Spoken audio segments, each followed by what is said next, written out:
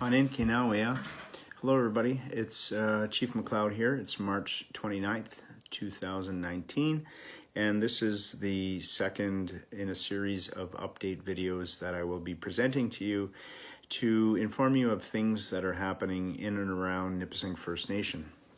Today I want to start with our Cannabis Law, and our Chief and Council have been busy finalizing the draft law, which is to be released next week and followed up by some public consultation meetings that are happening on Monday, April 15th at 6:30 p.m.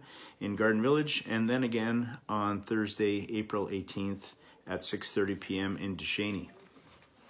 After the first series of public consultation meetings and surveys that were put out, we were given direction by you to meet or exceed provincial regulations to ensure the highest levels of safety for our community. As a result, Nipissing First Nation laws will mirror provincial laws in some areas, while meeting or exceeding those laws in other areas that we determine appropriate to ensure that that safety is met. Chief and Council continue to work on an agreement with the provincial and federal governments so that our laws will interface seamlessly with their laws. And our goal is to provide our members with economic opportunities while ensuring that public safety is not at risk.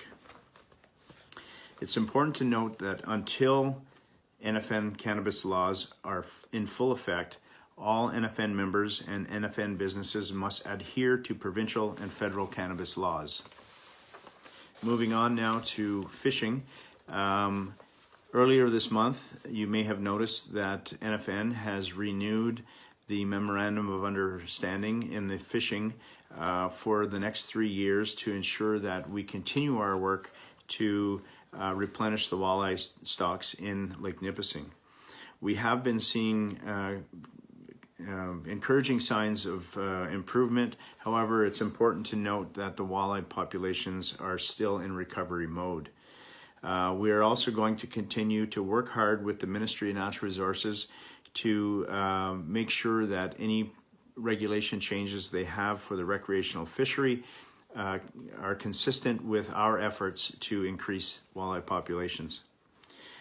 This year, our annual gillnet moratorium begins on Monday, April 1st and remains in effect until May 18th of the long weekend.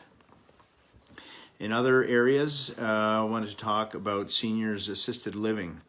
Council is currently looking at a 10 to 12 bed assisted living facility on both ends of Nipissing First Nation.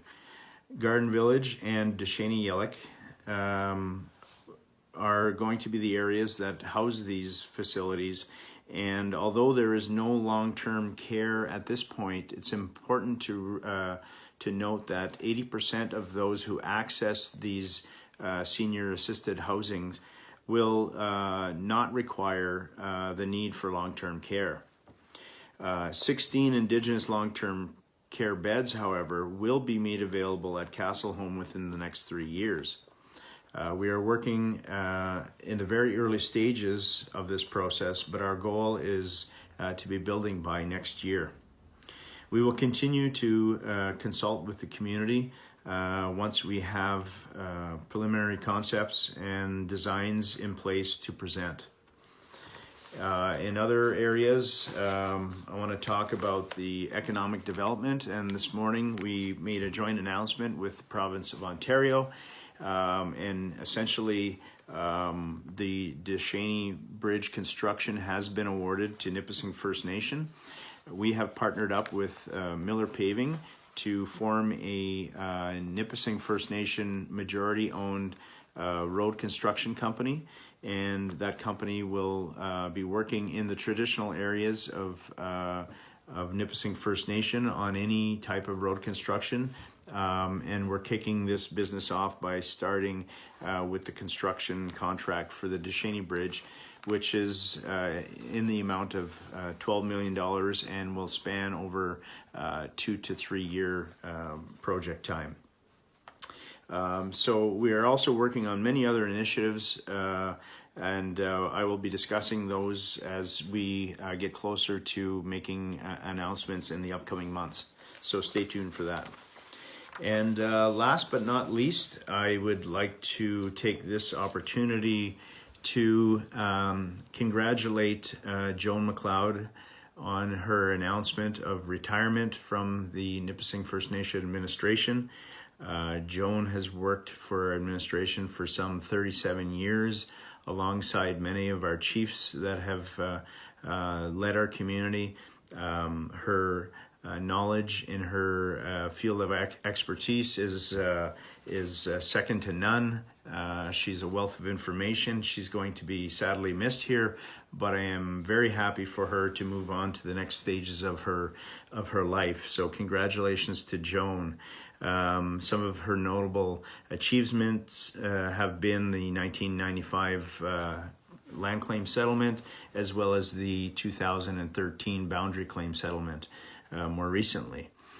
So we're planning on giving Joan a proper send-off, and we're going to do that through a community gathering here at the gym in the administration building in Garden Village on Wednesday, April 17th from 4 p.m. to 7 p.m. So please come and join us in sending Joan off into her retirement.